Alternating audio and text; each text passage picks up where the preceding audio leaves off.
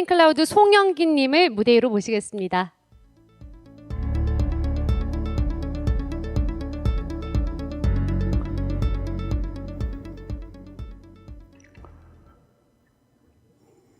네, 저는 스프링 클라우드의 대표를 맡고 있는 송영기라고 합니다. 저희 프레젠테이션에 나와 있는 것처럼 완전 자율주행과 관련된 일을 하는 회사이고요. 사실 자율주행이라고 하면 너무나 광범위한 내용이지만 저는 한 12년 동안 자율주행과 관련된 부품을 개발하는 일을 했습니다. 그리고 스프링 클라우드를 2017년에 창업하면서 고민 많이 했던 건 제가 어라운드 뷰라고 하는 시스템을 국내 처음으로 개발해서 지금 많은 자동차에서 지금 적용되고 있는데 결국 하드웨어를 제조해서 납품하는 이런 사업보다는 뭔가 시스템이 또 서비스가 만들어지는 그런 환경을 자율주행에서 만들어보자 이런 뜻으로 스프링 클라우드를 만든 거고요. 또 완전 자율주행이라는 것이 우리가 생각하는 자율주행의 가장 마지막 단계인데 저희가 지금까지 해왔던 일들을 좀 소개해드리면서 왜 저희가 구간 완전 자율주행을 생각하고 있는지 이런 부분들을 설명드리도록 하겠습니다. 보시는 것처럼 자율주행은 레벨이 있고 그 레벨의 3단계까지는 많은 부품 업체들과 완성차 업체들이 노력을 하고 있습니다. 시장은 굉장히 크고 또 앞으로도 굉장히 발전할 걸로 전망이 됩니다. 우리가 좀 받아들이기 어려운 진실은 굉장히 많은 회사들이 투자를 하고 있고 기술을 개발하고 있습니다. 모두 다 돈이 투자가 되면 그런 자율주행이 좋은 기업들이 될 거라 생각하는데 저는 한 12년의 경험 동안 그렇게 쉽게 되지 않는다 이런 걸 배워왔습니다. 특히 카메라나 이제 라이다, 레이더 이런 문제들은 더 심각한 어려움들이 많고요. 전 세계적으로 가장 경쟁력 있는 기업들이 많이 있습니다. 그래서 저는 이 회사를 만들면서 레벨 4단계와 5단계를 꼭 해야 되겠다 이렇게 생각했습니다. 레벨 4단계, 5단계는 여러분 잘 아시는 것처럼 웨이모가 많이 진행됐고 오랫동안 해왔었습니다. 그리고 저희 스프링 클라우드 또한 그런 일들을 했고요. 그래서 완전 자율주행이라고 하면 모든 사람들이 꿈꾸는 건 사실 24시간 서비스가 되어야 되고 365일 쓸 수 있어야 되는데 정말 그렇게 될 수 있을 것이냐 이런 것들이 저도 회사를 세울 때 궁금했었습니다. 그래서 시장을 좀 조사해봤고 여러 시장 중에서 레벨 4와 5단계에서 저희가 가장 잘 할 수 있는 일은 셔틀이다 이렇게 해서 시장을 정의했습니다. 그래서 저희는 자율주행 셔틀을 먼저 하고 난 다음에 향후에 시간이 많이 지나서 또 환경이 성숙화되면 로봇택시까지도 한번 가보자 이런 생각은 하고 있습니다. 그래서 저희가 48개월 동안 자율주행을 가지고 유상운송 면허도 국내 최초로 받아봤고요. 또 규제 샌드박스를 통해서 여러 가지 법적인 문제도 해결해 왔는데 저희가 최종적으로 얻어진 결론은 일반 도로에서 운전자가 없는 자율주행은 의미가 없다는 거였습니다. 지금 단계에 저희가 그 기술을 개발을 많이 시도한다고 하더라도 사업적으로 이걸 성숙화시키기 위한 여러 가지 환경들이 해결되지 않고 이건 기업 하나만의 문제가 아니다는 걸 저희가 알게 됐습니다.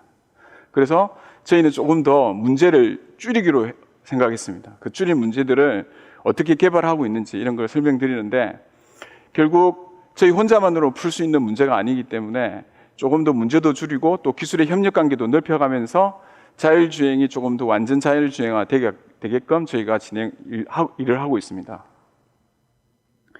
저희는 이러한 문제들을 가지고 지난 48개월 동안 여러 지자체와 또 고객들 매일 9시에서부터 5시까지 지속적으로 운영을 하면서 탑승자들의 경험적인 데이터들을 모아왔습니다. 완전 자율주행차가 되기 위해서 겪어야 될 여러 가지 기술적 난제들을 저희가 수집을 했고 또 데이터도 모았고 또 분석도 했고 시나리오도 개발을 했습니다. 그것만 필요했던 것이 아니라 많은 분들이 테슬라랑 뭐가 다르냐 이런 질문들을 많이 하시는데 카메라나 어떤 단순한 센서만 가지고는 정말 인간의 여러 가지 감각기관을 대신할 수 없기 때문에 인프라에 대한 투자도 있어야 되고 신호 체계를 연동하는 일들도 저희가 지금까지 해왔었습니다. 일반 도로에서 완전 자율주행에 대한 여러 규제, 또 사실 규제뿐만 아니라 어떻게 하면 비상 상황에서도 완전 자율주행차가 안전하게 운행될 수 있을지에 대한 문제, 또 눈이나 비, 또 여러 가지 교통 혼잡을 야기시키지 않는 문제 이런 것들이 저희가 48개월 동안 많은 데이터를 수집했던 거고요. 그 다음에 서비스 요금을 자율주행이라고 해서 저희가 100만 원을 받을 수도 없습니다. 어떻게 하면 이 운임과 관련된 문제들을 자율주행이 대신할 수 있는지 이런 문제도 있었고요. 또 상시적인 서비스를 해나가면서 또 가장 문제가 되는 것 중에 하나가 배터리의 충전과 관련된 문제입니다. 어떠한 지금 자동차도 24시간 운행이 될 수가 없습니다. 그렇기 때문에 이런 문제들을 어떻게 풀어나갈지, 또 비용과 인력과 관련된 문제, 이런 것들을 저희가 고민을 통해서 일단 먼저 사도로에서 먼저 하자. 사도로에서 먼저 완전 자율주행과 관련된 기술을 우리가 만들어가자. 그리고 저속인 환경에서 먼저 하자. 왜냐하면 이게 사고가 발생하게 되면 저희 기업은 당연히 감당도 못하는 문제가 발생하기 때문에 조금 더 안전한 환경, 저희가 그런 걸 지오펜스라고 하는데, 그렇게 하면서 사업을 만들어가는 건데요. 여기 보시는 것처럼 특정 업체의 이름을 이야기하기는 좀 그렇지만 그냥 많이 쓰니까 에버랜드의 어떤 주차장에서 입구까지 자율주행 셔틀버스 서비스를 스프링 클라우드가 수주할 수 있다면, 또 그걸 저희가 운영할 수 있다면 저희는 기술적으로 상당히 좋은 기술을 만들었고, 또 그런 서비스가 미래의 방향이 될 거라고 저는 생각했습니다. 그래서 저희 목표는 에버랜드가 저희 스프링 클라우드를 선정할 때까지 필요한 기술과 가격 경쟁력, 또 운영에 대한 노하우, 사고를 최소화시킬 수 있는 저희 나름대로의 기술 개발, 이런 것들을 진행하고 있습니다. 어떤 기술 개발하고 있는지 궁금하실 거고, 또 앞으로 저희가 또 어떤 걸 만들어가는지가 중요한데, 자율주행에는 굉장히 많은 케이스가 있기 때문에 실제적인 저희 기술의 내부에는 혼합 현실 기반의 자율주행 기술을 검증하는 것을 개발을 하고 있습니다. 저속 모빌리티는 저희가 셔틀과 또 전기 청소차를 지금 저희가 타켓으로 했고요. 또 일부 배송 로봇도 있습니다. 그래서 이 저속 모빌리티가 가지고 있는 시나리오를 자동으로 생성할 수 있는 툴을 만들고, 그 툴을 가지고 다양한 가상 환경에서 여러분들이 생각하시는 것처럼 다양한 조명에 대한 조건, 날씨에 대한 조건, 환경에 대한 조건을 기반으로 검증을 해 나가고 있습니다. 이렇게 해서 저희가 운행을 하더라도 돈을 벌 수 있느냐라고 문제는 또 다릅니다. 그래서 저기 보시는 것처럼 자율주행 데이터 그래프 플랫폼을 만들고 있습니다. 이게 내년 3월 되면 저희가 싱가포르에서 런칭할 건데, 예를 들면 HR 시장의 링키드인 같은 겁니다. 자율주행으로는 우리가 굉장히 많은 그 데이터와 비싼 데이터를 만들어내는데 사실 많이 사장됩니다. 그래서 이 데이터를 전 세계 기업들이 공유할 수 있게끔 만든 플랫폼이 저희 스프링 콩이라고 하는 것이고, 이걸 통해서 데이터를 아주 싼 가격에 서로 교환할 수 있게끔 환경을 만듭니다. 그리고 지금 자율주행 풀스택은 저희가 엔비디아나 아폴로 플랫폼으로 개발하고 있지만, 향후에 저희가 자체적으로 조금씩 개발할 준비를 하고 있습니다. 그래서 저희가 솔루션도 판매하고 서비스도 운영하고 또 구독료도 저희가 받는 그런 사업을 통해서 지속적으로 사업의 역량을 키워나가고 있습니다. 25년이 되면 저희 목표는 2,000대 정도의 자율주행 셔틀을 운영하는 것입니다. 그렇게 되기 위해서 여러 가지 저희가 고민을 하고 있고, 자율주행차 한 대의 가격이 1억 5천만 원까지 될 수 있게끔 저희가 고민을 하고 있습니다. 지금 말씀드렸던 이런 어플리케이션들은 완성차가 하고 있지 않는 분야입니다. 또 큰 기업들이 안 하고 계시죠. 그래서 스프링 클라우드가 이 일을 하고 있고 우리한테 꼭 필요한 일이라고 저는 생각합니다. 이런 일들을 지속적으로 해서 이 사회가 조금 더 좋아질 수 있게끔 제가 노력하도록 하겠습니다. 네, 발표 잘 들었습니다. 이어서 Q&A를 진행하도록 하겠습니다. 질문해 주시기 바랍니다. 예, 자율주행 셔틀 업체들이 사실 선진 업체들도 꽤 있고, 저희가 투자한 메이 모빌리티라는 업체도 있긴 한데요. 그러니까 그런 좀 다른 경쟁 업체에 비해서 어떤 차별성이 있고 기술적인 어떤 혁신성이 있는지 좀 설명을 좀 부탁드리겠습니다. 네, 저희는 모빌리티 자체를 만드는 기업이 아닙니다. 그 모빌리티가 훨씬 더 인텔리전트하게 하기 위한 소프트웨어를 개발하는 업체이기 때문에 저희가 지금까지 경험하는 다양한 모빌리티 업체들이 정해진 어떤 그 라직과 또 구간, 또 그쪽에서 그 모빌리티가 가지고 있는 어떤 특정 한계에만 머물러 있기 때문에 다양한 시나리오와 저희가 생각하는 아까 말씀드린 대로 24시간 365일 구동될 수 있는 환경을 제공하지 못합니다. 그래서 그런 문제들을 저희가 풀어나가는데 그 제조업체랑 협업을 해서 저희가 지금 개발을 하고 있고요.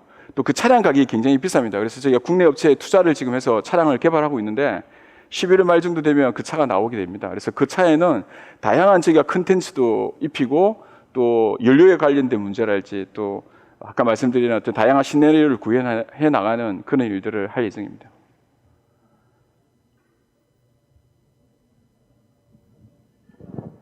잘 들었습니다, 발표.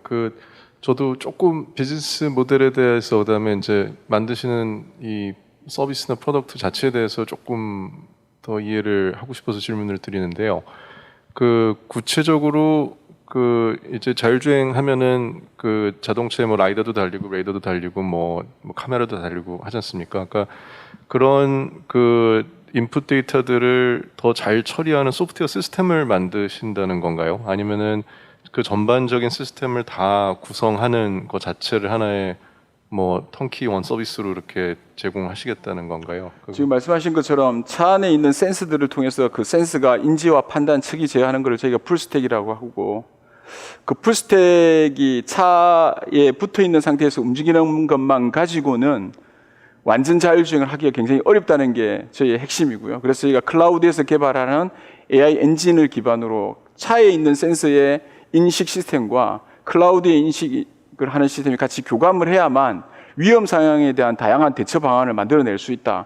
그렇게 말씀을 드리는 겁니다. 그래서 차 자체에 있는 센서가 물체를 인식하고 제어하는 것도 저희가 개발을 하고 있고요. 클라우드에서 그 데이터들, 이때 데이터라고 하는 건 인프라에 있는 데이터와 차량에 있는 데이터가 같이 혼합되어 있습니다. 그래서 그런 데이터를 같이 통해서 비상시 제어나 여러 주변 환경에 이제 트래픽이 갑자기 몰린다든지, 비가 오지 않다가 갑자기 비가 오면 지금의 차량들은 이제 비상 상태이기 때문에 차가 정지해야 되는 문제가 발생하는데요. 정지하고 나서 다시 재가동하는 문제와 관련돼서 시스템에서 어떤 오다 커맨드를 통해서 다시 스타트하는 그런 개념들이 그게 됩니다. 그럼 제가 이제 두 번째 질문은 그러면 그 저희가 다른 경쟁사들에 비해서 차 자체와 클라우드를 통해 갖고 더 인지나 이 제어를 잘 하는 거라고 이제 말씀을 하셨는데, 그렇다면 그 인공지능이라는 게 결국은 그 이 기존 주행 데이터 같은 것들을 많이 수집해서 그 다른 경쟁사들에 비해서 좀 더 고도화된 트레이닝된 모델을 갖고 있다, 이렇게 이해를 하면 될까요? 사실은 그 트레이닝이나 넷이나 이런 거는 이미 다 기존에 나와 있고, 저희가 아까 엔비디아 말씀드렸는데 엔비디아에 있는 시스템은 저희 충분하다고 보는데요. 다만 엔비디아가 없는 건 저희가 운영 환경에서 발생하는 엣지 케이스들입니다. 특수 케이스들 말씀. 예, 그렇습니다. 그러면 차선이 보이지 않는 환경에서 어떻게 자율주행할 것인지, 터널이 존재하는 환경에서는 어떻게 될 것인지, 갑자기 폭우나 또 여러 트래픽 상황이 급격하게 바뀌었을 때는 어떻게 할 것인지, 이런 제어와 관련된 문제들이 더 복잡한 문제들이 발생하기 때문에요. 기본적으로 넷을 저희가 개발하지는 않습니다. 그건 이미 뭐 다 많이 존재하는 거기 때문에. 그러니까 기존의 뭐 웨이모나 테슬라 같은 경우에는 실제 주행하는 자동차들을 통해서 그런 엣지 케이스들을 컬렉션을 하고 있잖아요.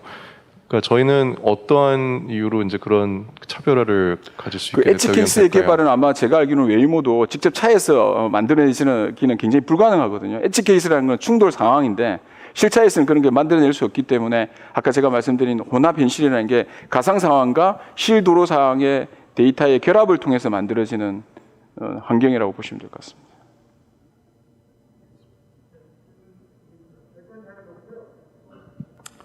그 발표 중에는 말씀을 안 하셨지만 자료에 보면은 올해 2021년 예상 매출이 한 120억 정도로 표시가 되어 있는데, 그러면 이제 기존에 다른 매출이나 서비스가 있으신 걸로?